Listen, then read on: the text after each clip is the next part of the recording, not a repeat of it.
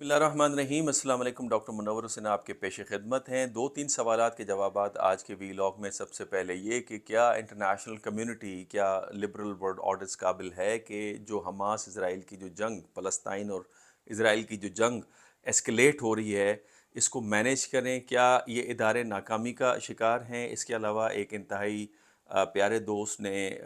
इस्लामाबाद के एक think tank से सवाल भेजा है कि इस पूरी जंग के अंदर रूस का क्या किरदार नज़र आता है? क्या रूस इससे फ़ायदा उठा रहा है? क्या उसने इसको डिज़ाइन किया है? ये वो दो सवालात हैं जो मैं आपके सामने रखना चाहता हूँ। हालांकि बहुत सारी दूसरी डेवलपमेंट्स भी हैं जिनके ऊपर बात हो सकती है, जैसे मिसाल के तौर पे दुनिया में कुदरती आफात की रोकथाम के हवाले से जो आलमी दिन मनाया गया, उस हवाले से जो पाकिस्तान के अंदर इदारे हैं उन पर भी बात करना चाह रहा था। लेकिन मुख्तसर पहले इस इशू के ऊपर बात कर लेते हैं और फिर अगले वीलॉग के अंदर मैं इस पे बात कर लूँगा, जो गालिबा सुबह 7 बजे तक मैं इंशाल्लाह ताला उसे भी ऑन एयर कर दूँगा। सबसे पहले ये कि जो इस वक्त करंट सिचुएशन जो इसराइल के अंदर, इसराइल और हमास के दरमियान में जो जंग चल रही है, वो क्या है? उसमें सबसे पहले मैं रख देता हूँ आपके सामने कि बरतानिया ने ऐलान किया है कि वो रॉयल नेवी को भेज रहा है, जो निशानी है इस हवाले से कि ये जंग एस्केलेट कर रही है इसराइल की फेवर में। रॉयल नेवी का आना, जिस तरह से पहले अमेरिका ने अपने दो बेरी बेड़े भेजे, और हालांकि उन्होंने कहा कि ये सिंबॉलिक हैं ताकि एक डिटेरेंस का काम करें और जंग मज़ीद न फैले। इस हवाले से अमेरिका मुतहरक भी नज़र आता है कि किसी तरीके से इसको डी एस्केलेट किया जाए। इसमें सऊदी अरब भी शामिल है, ईरान भी शामिल है, चीन भी शामिल है। लेकिन यूनाइटेड नेशन कहाँ है? लेकिन OIC कहाँ है? और दूसरे मल्टीलेटरल फोरम्स कहाँ हैं, ताकि इस जंग को रोका जाए और इसके अंदर जो बहुत ज़्यादा जानी और माली नुकसान हो रहा है उससे बचा जाए। मकसद तो यही था post second world war period के बाद ऐसा मेकनिज़म हो ताकि मसाइल जो है पीसफुल अंदाज से रिजॉल्व किया जा सके। दूसरी तरफ इसराइल, जब मैं कहता हूँ ये एस्केलेट हो रही है, जिसका मैंने पिछली वीडियो के अंदर भी बात की थी, इसराइल ने धमकी दी है 48 आवर्स की। उन्होंने अल्टीमेटम दिया है कि गज़ा का वस्ती इलाका खाली करा दिया जाए, चूँकि यहाँ पे हमास की जो सुरंगें हैं, उनका नेटवर्क है, उन पे उन्होंने ऑपरेशन करना है। और ह्यूमैनिटेरियन ग्राउंड पे वो कह रहे हैं कि आप खाली करते हैं ताकि आपका जानी और माली नुकसान ना हो। हालांकि जानी और माली नुकसान उन्होंने बहुत कर लिया है, और उन्होंने खुद तस्लीम किया है कि 6 रोज़ के अंदर 6000 बॉम्ब का इस्तेमाल हुआ है,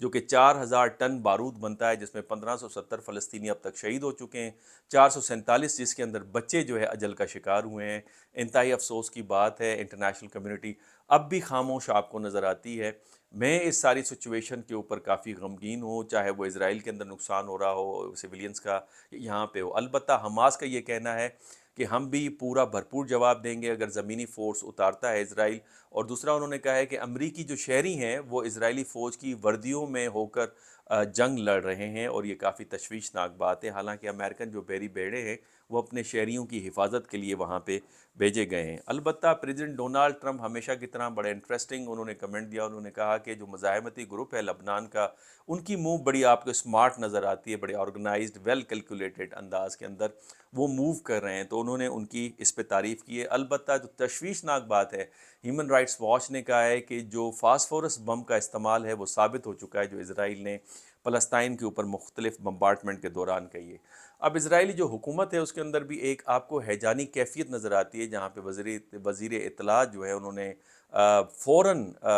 अचानक एक किस्म का इस्तीफ़ा दे दिया है। इसका मतलब ये है कि जो पॉलिटिकल इंस्टेबिलिटी है या कन्फ्यूजन है वो इसराइल के पार्ट में भी आपको नज़र आ रही है। और अलबत्ता बहुत सारे लोग तो अब ये भी बातें करना शुरू हो गए सोशल मीडिया पे कि इजरायली जो प्रोडक्ट्स हैं उनका बायकॉट किया जाए। हालांकि वो इजरायली न भी होंगी, ज्यूज़ की होंगी इनफैक्ट, और सारे ज्यूज़ इसराइल के साथ खड़े भी नहीं हैं। वो आपको इस तरह नज़र नहीं आता कि वो इजरायली रियासत को कोई सपोर्ट करते हैं, चूँकि इसराइल की अंदर दो ग्रुप्स आपको नज़र आते हैं, नेतन्याहू के फेवर में और नेतन्याहू के अगेंस्ट। और पूरी दुनिया में जो ज्यूज़ हैं उनके भी मजहबी लिहाज से दो व्यूज़ हैं, एक इसराइल को सपोर्ट करते हैं और एक इसराइल को सपोर्ट नहीं करते। उनका मानना है कि एरिट्स इसराइल का जो वादा है वो जब मसीहा आएगा विद मिरेकल, वो उनको वापस दिलाएगा, न कि बाय फोर्स आप उस ज़मीन को अख्तियार करते हैं। लिहाजा वो कहते हैं कि इस मसले का हल तभी मुमकिन है जब फ़लस्तीनियों को अपना राइट दे दिया जाएगा। अलबत्ता आप जवाब सवाल की तरफ आ जाते हैं, जिस प्यारे दोस्त ने ये सवाल किया। उनका कहना था कि रूस का इस हमले में बहुत फ़ायदा हुआ है, क्या उन्होंने इसको ऑर्गेनाइज़ किया है, डिज़ाइन किया है? चूँकि जो फ़ायदा है वो बहुत मुख्तलिफ़ लिहाज से उसको होता है। पहले ये कि यूक्रेन वॉर की तरफ तवज्जो हट चुकी है नंबर वन, और दुनिया जो है अब हमास और इसराइल के कॉन्फ्लिक्ट की तरफ और वॉर की तरफ ज़्यादातर तवज्जो है। دوسرا روس کے پاس اپرچونٹی ہے کہ وہ امریکہ اور یورپ کو سفارتی لحاظ سے انگیج کرے اس مسئلے کے اوپر، اور تیسرا یہ کہ روس جو ہے ہتھیار دے کر اس وقت اس مسئلے کو ایسکیلیٹ کرے گا تاکہ لبنان تک جائے اور ہتھیاروں کے ذریعے سے اس جنگ کو جو ہے تر و تازہ رکھے گا۔ لہٰذا ایران کے ذریعے وہ ایکسپیڈائٹ کر رہا ہے سارے کانفلکٹ کو، اور چونکہ ایران کی بریگیڈ آلریڈی جو سیریا کے اندر وہ موجود ہے۔ اب میں پارشلی اس سوال کے ساتھ ایگری کرتا ہوں کہ روس کو اس سے بہت فائدہ ہو رہا ہے۔ میں تو یہ بھی کہہ رہا ہوں کہ چین کو فائدہ ہو رہا ہوگا۔ اس کی بنیادی وجہ یہ ہے کہ چونکہ امریکہ جب ملٹری پریزنس کے ساتھ، اپنے بحری بیڑوں کے ساتھ، اور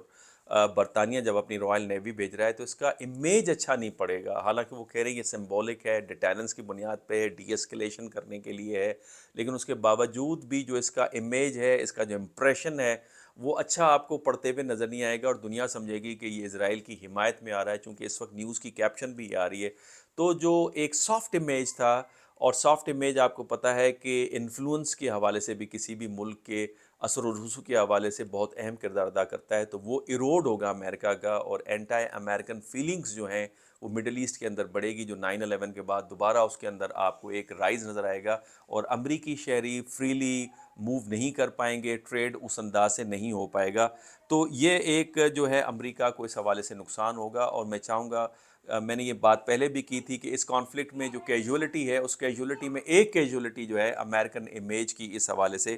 آپ کو ہوتے ہوئے ضرور نظر آئے گی۔ دوسرا یہ کہ اگر آپ ریزسٹنس موومنٹ کے پیٹرن کو دیکھیں تو وہ پیٹرن انتہائی مختلف ہے، روس اور چین کے مفادات کے مطابق وہ نہیں ہے، اور ان کے اوپر وہ ڈیپینڈ بھی نہیں کر رہا۔ ان کی جو ایران اور روس اور چائنا کی جو کوآپریشن آپ کو نظر آ رہی ہے، اس سے پہلے یہ مقاومت، یہ ریزسٹنس آپ کو نظر آتی تھی، اور وہ کنٹینیو نظر آ رہی ہے، اور یہ ریزسٹنس کے جو ایلیمنٹ ہیں، چاہے وہ حماس ہے، چاہے الفتح ہے، چاہے آپ کو حزب اللہ نظر آتی ہے، وہ کبھی بھی ڈیپینڈ نہیں کریں گے رشیا کے اوپر، چائنا کے اوپر، اور اس کی بنیادی وجہ یہ ہے کہ انہیں پتہ ہے کہ یہ ممالک اپنے مفادات کے مطابق اپنی فارن پالیسی کو، اپنے بیہیویئر کو شیپ اپ کرتے ہیں، تو وہ کمپرومائز ہو جائے گا ان کا۔ تو اس سے پہلے یہ موومنٹ موجود تھی، البتہ ایران کے ساتھ جو ان ممالک کی جو کوآپریشن ہے، اس کا انڈائریکٹلی اس ریزسٹنس موومنٹ کو ضرور فائدہ ہوا ہے، اور رشیا جو ہے وہ اس وقت ٹائیڈ کے اوپر رائڈ ہونے کی کوشش کر رہا ہے، جس سے اس کو فائدہ ہے اگر یہ کانفلکٹ، یہ وار کنٹینیو ہوتی ہے، اور اگر وہ ہتھیار دیتا ہے تو اس ذریعے سے اس کی جو پریزنس ہے تھرو ایران، وہ مڈل ایسٹ کے اندر رہتی ہے، اور وہ امریکن موو کو کنٹین کر سکتا ہے، اپنے political strategic objective and economic objective جو ہے اس کو اچیو کر سکتا ہے۔ البتہ چائنا اس کو ڈی ایسکلیٹ کرنے کی کوشش کر رہا ہے، لیکن چائنا کا ہمیشہ سے جو سافٹ امیج ہے وہ آپ کو بہتر سے بہتر ہوتا چلا جا رہا ہے۔ چائنا کانفلکٹ کو ڈی ایسکلیٹ کرتا ہے، جیسے ایران اور سعودی عرب کا ریپروچما کروایا، جو یمن کے اندر پرابلم تھا وہ ریزالو ہوا، سیریا اور پھر یو اے ای کا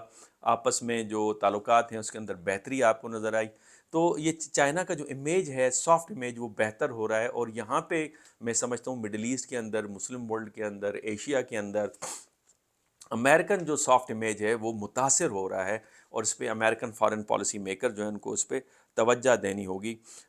روس کو البتہ یہ جو حملہ ہوا ہے جس میں حماس نے بڑے آرگنائز وے میں حملہ کیا، جس کے بارے میں کہا جا رہا ہے کہ یہ غزہ میں رہ کر تو اس حملے کی تیاری نہیں کی گئی ہوگی، کسی علاقے میں جا کر، زمین پہ جا کے اس کی ریہرسل ہوئی ہوگی، اور وہاں پہ غزہ بھی بنایا گیا ہوگا، اسرائیل بھی بنایا گیا ہوگا، کیونکہ جس آرگنائز انداز سے حملہ ہوا، اور جس آرگنائز انداز سے اب بھی ملٹری بیسس پہ جو ہے وہ قبضہ رکھا ہوا ہے، کچھ علاقوں پہ قبضہ رکھا ہوا ہے، جس طرح سے ریٹیلیشن آ رہی ہے، جس طرح سے میزائل کا پاور شو ہو رہا ہے، جس میں کہا جا رہا ہے حماس کی طرف سے کہ ابھی تو ہم نے 10% اپنے پاور کو شو کیا ہے،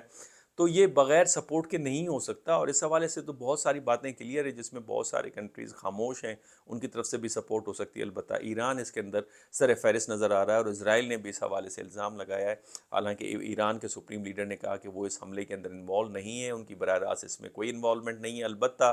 وہ حملہ کرنے والے، اس کو ڈیزائن کرنے والے، اس کی اسٹریٹجی کو تیار کرنے والے کے ہاتھ چومتے ہیں اس حوالے سے، یعنی ان کی سپورٹ اس حوالے سے بڑی کلیئر آپ کو نظر آتی ہے۔ تو لہٰذا اس حوالے سے روس کو پتہ نہیں تھا کہ یہ حملہ ہونے جا رہا ہے، البتہ جب یہ حملہ ہو گیا تو انفیکٹ اس سے آئل کی پرائسز بڑھتے نظر آ رہی ہیں، اس سے امریکن جو ایک اسٹریٹجک الائے ہے اس کو ایک گزن پہنچ رہی ہے، اس طرح سے امریکہ کو کنٹین کر سکتا ہے۔ اب یہاں پہ آخری بات جو میں کہنا چاہوں گا، میں جو ہمیشہ یہ بات کہتا ہوں مختلف میڈیا کے فورمز کے اوپر، کہ جو لبرل ورلڈ آرڈر ہے جس کے ذریعے سے امریکہ کا اثر و رسوخ دنیا کے اندر قائم ہے، اس کے اندر ڈیموکریسی ہے، اس کے اندر کیپٹلزم ہے، فری مارکیٹ اکانومی ہے، اس میں انٹرنیشنل انسٹیٹیوشنز ہیں لائک یونائٹڈ نیشنز، جس کے اندر ہیومن رائٹس، ہیومنیٹیرین لاز کا خیال رکھا جاتا ہے،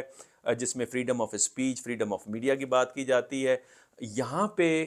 اس لبرل ورلڈ آرڈر کو نقصان ہے امریکن اپنے اسٹریٹجک الائے سے، نہ کہ رشیا سے، نہ کہ چین سے، اور وہ آپ کو واضح طور پہ نظر آتا ہے اسرائیل کے کیس میں، جو امریکہ کے اسٹریٹجک الائے ہے، جب وہ جرنلسٹ کو مارتا ہے، بہت سارے جرنلسٹ شکار ہوئے ہیں، خود امریکن جرنلسٹ سٹیزن جو ہیں وہ اس کے اندر شکار ہوئے ہیں، اور یہ وہ اسرائیل ہے جس نے 1967 میں امریکن شپ کو ڈبویا تھا۔ اس کی تفصیلات میں کبھی آپ کو بتاؤں گا، اور کس طرح سے ایک امریکن جو طیارہ تھا مسافر بردار، اس کو کس طرح سے اٹیک کیا گیا۔ لہٰذا اسرائیلیز جو ہیں وہ خود امریکنز کے اوپر بھی یقین نہیں رکھتے، ان پہ ڈپینڈ نہیں کرتے۔ تو خطرہ اس حوالے سے جو ہیومن رائٹس وائلیشن ہو رہی ہے، جس طرح سے ہیومنیٹیرین لاز کی دھجیاں اڑائی گئی ہیں، فاسفورس بم کا استعمال ہوا ہے، سیولینز پہ اٹیک ہوا ہے، تو یہ بڑا تشویشناک ہے۔ اسی طریقے سے جو انڈیا ہے، وہ جو کچھ کشمیر کے اندر ہو رہا ہے، اروندھتی رائے جو کہ نون ہے، جو کہ انڈیا کا فیس ہے، اور جس طرح سے اس کو کیس میں پھنسایا جا رہا ہے، اور اس کو 10 سال پرانی اسپیچ کے اوپر کہ کشمیریوں کا حق ہے کہ وہ آزادی حاصل کریں، اس کے اوپر ان کی اوپر کیس چلا کے اس کو سزا دلوانے کی بات ہو رہی ہے، جس طرح سے فری میڈیا اور سین وائسز کی آواز کو دبایا جا رہا ہے، جس طرح سے مائنورٹیز کے ساتھ ہو رہا ہے، جس طرح سے 9 لاکھ فورس کھڑی کر کے اور کشمیری موومنٹ کو دبانے کی کوشش کی جا رہی ہے، جہاں پہ ٹیررزم کو ایز اے ٹول استعمال کیا جا رہا ہے۔ تو یہ ہیومن جو لبرل ورلڈ آرڈر ہے، اس کو جو خطرہ ہے امریکن اسٹریٹجک پارٹنر سے ہے، نہ کہ چین اور روس سے ہے۔ اجازت دیجیے، اللہ حافظ۔